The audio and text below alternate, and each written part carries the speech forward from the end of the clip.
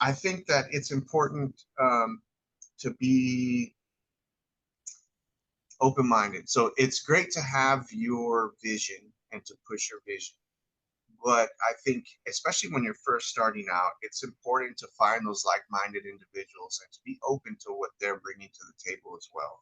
Really, collaboration is key. I feel. I mean, there's the rare geniuses out there, that just like have their single-minded vision and they push everyone else around to fulfill that vision. But I think, especially when you're starting out, it's important to find those like-minded individuals, to be able to work well with other people.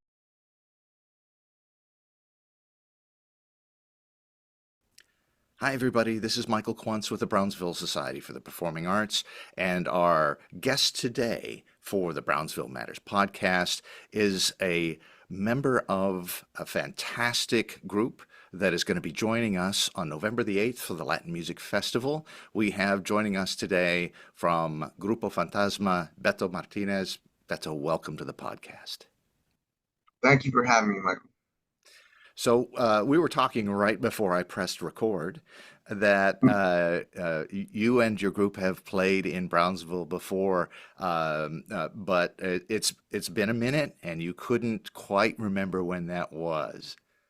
Yeah, yeah, I'm sure that we have been through town, but yeah, it has been a while. The band turned 25 this year. We used to head, south, and I say south of Austin because that's where we're based, a lot more often. It has been a little while, but I'm positive that we have. So you mentioned that you've been together 25 years. That's pretty extraordinary in terms of any sort of group that plays ensemble, classical, popular styles, jazz. That's a long time. So what do you attribute that longevity to?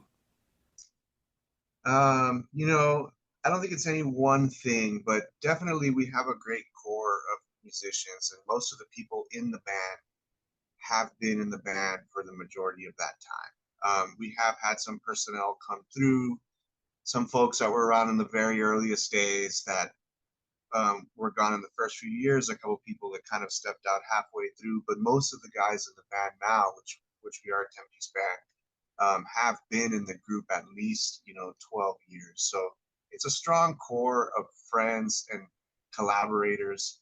I do think also that we're lucky to have enjoyed success early on, just in terms of, it was hard work, but we got very positive feedback initially, first locally and then nationally and internationally. So the first maybe 13 to 15 years of the band, there was a lot of forward momentum and a lot of really positive progress. So people were engaged and we were able to keep everybody on board. It wasn't like it, um, there wasn't a huge struggle to keep people motivated. Right. And so you alluded to your early success.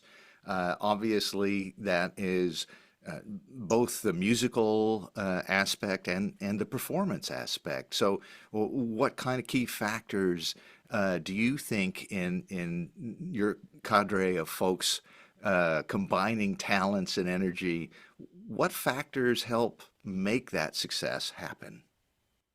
I think that we have a diverse array of talents that we bring to the table, from our percussionists, Jose Galeano, who is a native of Nicaragua, and who has a history of music in his family. His uncle is Chepito Arias, who's the original timbalero and conguero for the Santana band, played at Woodstock. But he came up in music. Matthew Sweet Lou Holmes, who's our conguero, super talented, and went to school and teaches drumline and all this. And John Spees, who's our drummer, who has like a deep knowledge of all of this, of all of the basis for what we play in terms of the rhythm, going back to the Afro-Cuban stuff. And then we have like our horn section, who's full of really talented folks. Mark Speedy Gonzalez is our arranger, um, and he just excels at that. And then, Greg Gonzalez, who's the bass player, and myself, we've been playing together since about 1990. We met in eighth grade, and um, really like came up together, learned how to play together, started bands in high school together, and have been doing it ever since. So there's a lot of different strengths that people are bringing to the table, and then all of um, our ability to bring that all together and sort of present it in a unified way, I think is a strength. Yeah, and you're alluding to history before your history as a group that just kind of clears the pathway for a lot of music-focused work, right? Can you talk about some of the challenges of creating that kind of special sound, that synergy, that energy that makes you successful? So, what are some of the things that you think you have to overcome or have overcome? Um, I think that for us, we've always been a live band, and I think it took us a while to get our footing in the studio and be able to make music um, that wasn't necessarily 100% rooted in live performance. But that's um, that's how we honed our sound. So we started really as a couple of different bands that were doing a little more like rock and funk and kind of avant-garde stuff. But really found our love and our focus with cumbia, and the band kind of came together under that umbrella, which was like, let's play some cumbia, and that's how we started. When Jose Galeano joined the band in 2001, we started to branch out and really get into different styles, particularly more like Afro-Caribbean stuff, like in terms of salsa and um, different styles that fall under that umbrella. Um, and he really kind of informed that side of it. And all of our music, we had to figure out how to make stuff that moved people, basically, rather than just making stuff that moved us. Although it is important for your music to move you, then once you realize that it does that, then there's a high likelihood that it's going to move someone else. But I think really trying to focus, get our ideas together, and then collaborate. Initially, when we started writing music, individual people were bringing in their songs pretty much complete. And it was like, I have a song, I have a song, I have a song. And then we had a collection of songs. As time went on, we learned to collaborate more, and we learned to appreciate each other's strengths and what people brought to the table. And we learned how to put things together in that way. And that's how I think we also grew to be able to make better albums that were more than just a reflection of the live show. Yeah, and it seems like the journey you're describing when you were talking about it initially, and funk and rock and that sort of thing, and pairing that with the concept of your instrumentation. My first thought as you were describing that was, oh, maybe it was a little Frank Zappa in the beginning, avant-garde funk rock kind of thing, and then the Latin and Caribbean influences come in, and then this process of fusing your ideas. Do you think that's when you started to really click with a special sound? Yeah, definitely. And yeah, you're totally right about like Zappa and that sort of thing. I mean, that was something that especially like Greg and myself in high school discovered and really fell in love with, and not just sonically, but the whole like ethos around Zappa and how he made music and how he kept these amazing bands and really drew on everybody's strengths. Um, but but yeah, I think even though we started out as a cumbia band per se, we eventually brought a lot of different styles together. And a lot of people can claim to do that or try to do that, and sometimes it could sound forced. I think we've always worked to do that in as natural a way as possible. We're not just trying to smash two styles together just for the sake of doing it. But I think that everybody in the band brings a slightly different vocabulary to the table. And what we've learned how to do is basically translate that into this one unified thing. And it has taken time to do that. Whereas the first couple of albums maybe were a little more stylistically homogenous, it definitely started to branch out once we got our stride, which I would say our live album in 2006, which really showcased what the band was about at that time, and it was what people were asking for. They were like, your live shows are that's the appeal here. That's what people want to see. The album right after that was called Sonidos Gold, and I think that's where we finally found our stride and kind of our MO and how to put all of these things together and present it in something that was uniquely ours. So that wasn't only you and your colleagues realizing that in the group, but also I think the broader appeal. When did you get your first Grammy nominations, and then eventually the Grammy itself, right? Yes, so the first nomination we got was in 2008, and it was for the album I just mentioned, Sonidos Gold, which, like I said, I feel like it was really the first album where we found our footing in terms of the sound of the band, what we were really presenting. That was our first nomination. The second nomination was in 2010, and it was for the next album, which was called El Existential, which was really a labor of love at that point. I mean, they all are, but I think so. Sonidos Gold had a budget behind it. We were working with somebody that put some money behind it, and there was this strong effort behind getting it nominated and kind of promoting the whole thing. We didn't win that one, obviously, but so then when we went into Existential, there wasn't really that same push behind it. We did that mostly on our own, and we rented a house and we built a studio. We had 3 months to do it, and we'd never done anything like that before. So it was this huge like learning curve, this long process where we thought that we'd be rolling in the first couple of weeks. It actually took over a month. First couple of weeks, it actually took over a month recording stuff. But all of that effort that we put into it resulted in this record that we were really proud of, but again, did not have the same push behind it as the previous one.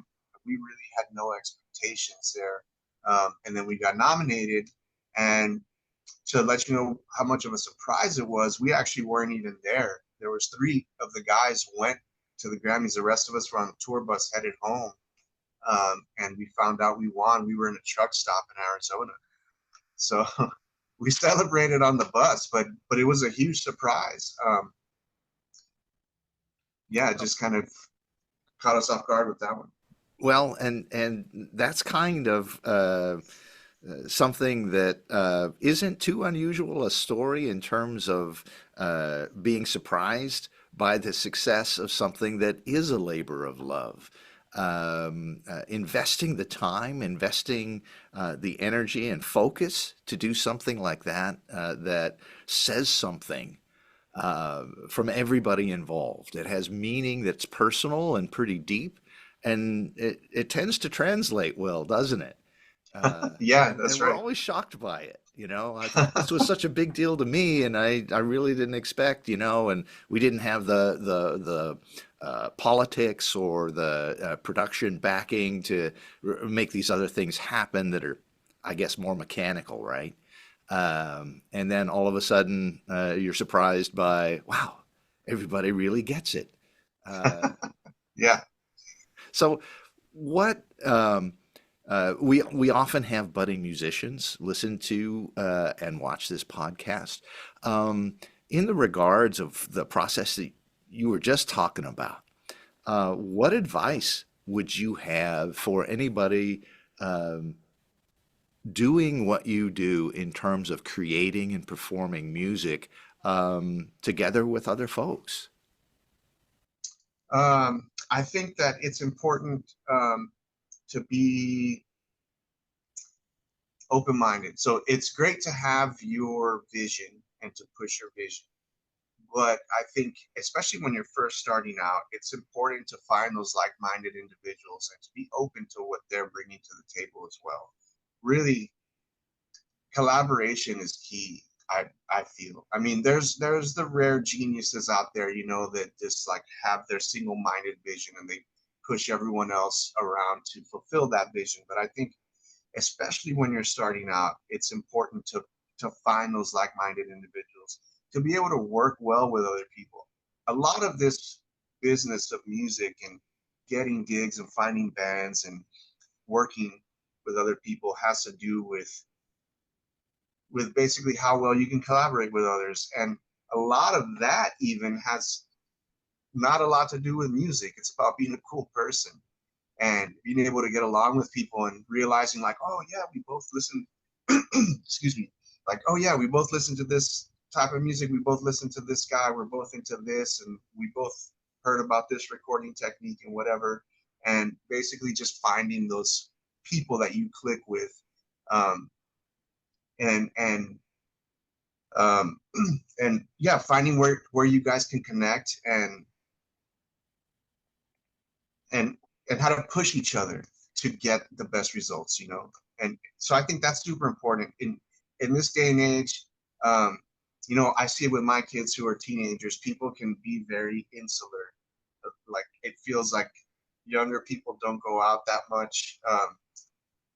And you can spend a lot of your time in your room on your computer. And nowadays people, they can make music on their computer at home alone with a single microphone and a guitar. Yeah.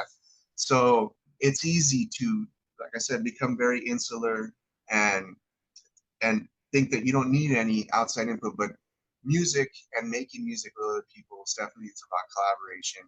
And that's a super important skill, I think, if you want to do this kind of stuff. Yeah, so that open-minded element, as well as kind of a recognition of uh, shared influence and shared things that you like in terms of art and what you like to listen to, what you like to create, is kind of an ongoing thing.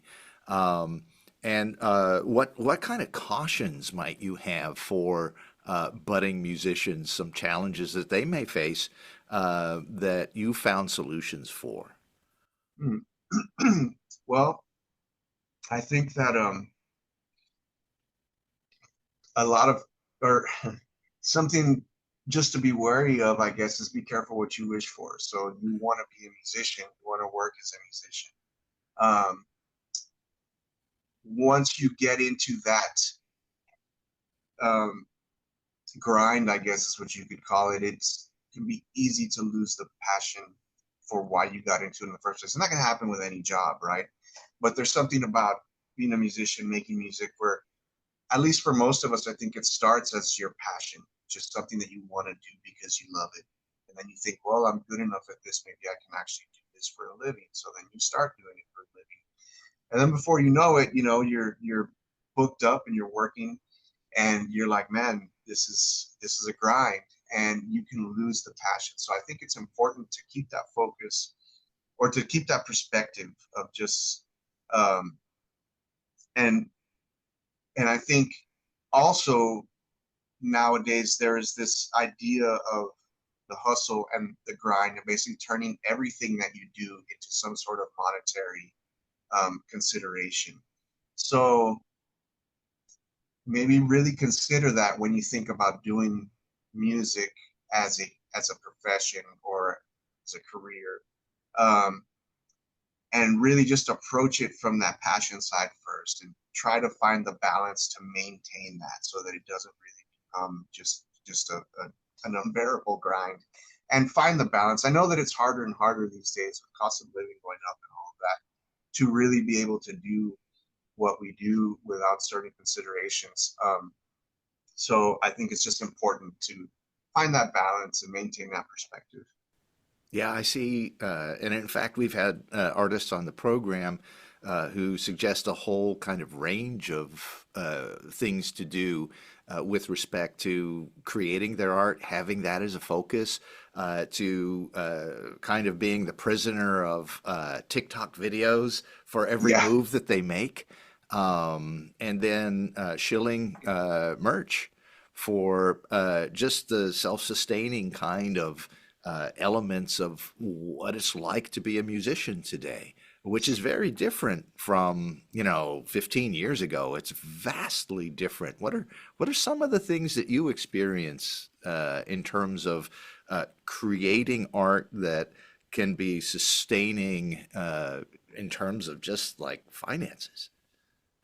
Hi, KXIQ listeners. This is Michael Quantz with the Brownsville Society for the Performing Arts, here to tell you about our podcast, Brownsville Matters. Everyone in Brownsville has a story to tell, and these are the stories. We broadcast these stories every Friday at 5 p.m. and every Sunday at 3 p.m. on KXIQ 105.1 FM on your radio dial. You can also catch these stories rebroadcast on our YouTube channel for Brownsville Society for the Performing Arts. Don't forget to like, share, and subscribe, and smash the notifications if you want more information about these stories that you watch and listen to.